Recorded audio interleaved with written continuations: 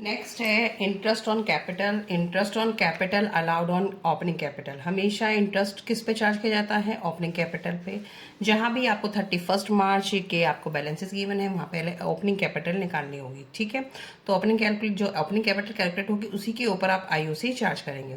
तो इसकी adjusting entry क्या होगी? आईओसी टू कैपिटल, क्योंकि इंटरेस्ट ऑन कैपिटल कहाँ दिखाया जाता है एडजस्ट करके? कैपिटल अकाउंट में, और कैपिटल अकाउंट के क्रेडिट साइड में, ठीक है, क्योंकि पार्टनर को ये मिलता है अमाउंट, तो उसकी कैपिटल बढ़ जाएगी। क्लोजिंग एंट्री क्या होगी इसकी? Profit and loss account debit to interest on capital. Firm के लिए क्या है? ये एक्सपेंस है।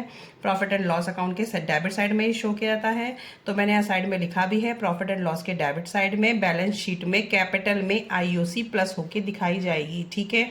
ये मैंने साइड में वर्किंग नोट में लिख दिया है कि आपको किस तरीके से एडजस्टमेंट करनी है।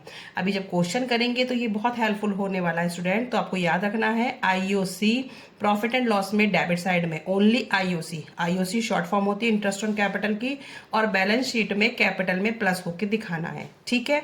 इतना आपको याद हो जाएगा एक बार सुन लोगे तो। उसके बाद ये सारी एडजस्टमेंट्स हैं आपकी गुड्स की। गुड्स आपने फ्री से जो सैंपल्स में दे दी हैं, taken by proprietor for personal use, तो प्रोप्राइटर ने पर्सनल यूज के लिए निकाल ली हैं, या distribute among staff and staff welfare के लिए की है। एबनॉर्मल और एक्सीडेंशियल लॉस। तो पहले जो 3 एंट्री हैं पहले आप इसको चेक करते हैं। Goods given as sample, samples में दे दी, चैरिटी में दे दी, सबकी आपको पता है कि सबकी सेम एंट्री होती है। Advertisement account debit to purchase account. जहां भी गुड्स आप किसी भी तरीके से दे रहे हैं तो वहां आपके परचेज एक्सपेंसेस कम हो जाते हैं, तो परचेज अकाउंट आपका क्रेडिट हो गया। तो जब भी आपके इस तरीके की एंट्री कोई क्वेश्चन में होगी एडजस्टमेंट एंट्री, तो आप क्या करेंगे? परचेज में से ट्रेडिंग अकाउंट के डेबिट साइड में जो परचेज लिखते हैं वहां से ये माइनस करेंगे ये वाला अमाउंट, ठीक है। तो याद रखना है आपको goods given as charity, goods taken by the proprietor, या फिर goods among the staff of welfare, charity में दे रहे हैं, डोनेशन दे रहे हैं, किसी भी तरीके से दे रहे हैं, लॉस बाय फायर है।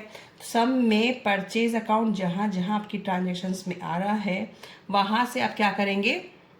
डिडक्शन करेंगे, माइनस कर देंगे वो अमाउंट।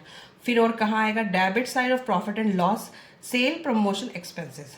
और जब हम प्रॉफिट एंड लॉस प्रिपेयर करेंगे तो वहां पे डेबिट साइड में आप सेल प्रमोशन एक्सपेंस के नाम से इसको शो करेंगे, ठीक है। सेल्स प्रमोशन एक्सपेंस, बात समझ आ गई।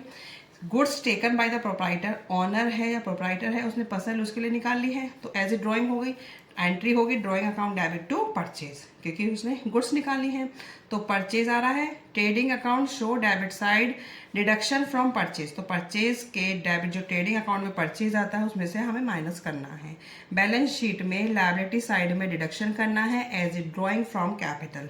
जो ड्राइंग्स होती हैं वो कहाँ से? कैपिटल से माइनस होती हैं, आपको पता है। Add net profit less drawing, ठीक है। तो इसका ट्रीटमेंट आपको इस तरीके से करना है। अब आगे चलिए।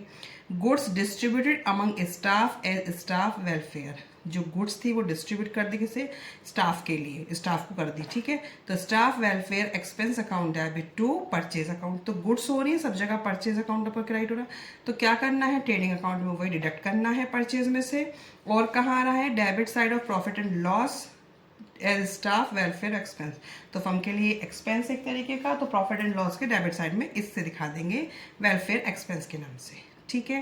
एंड नॉर्मल या एक्सीडेंटल लॉसेस, सॉरी, ये लॉसेस क्या होते हैं? ये ऐसे लॉसेस हैं जो आपको नहीं पता चल रहा, अचानक से हो जाते हैं। लॉस बाय फायर हो गया, लॉस बाय थेफ्ट हो गया। तो इसमें अगर गुड्स की बात हो रही है रिलेटेड टू गुड्स, तो आप कैसे करेंगे? Loss by fire account debit to purchase account first है।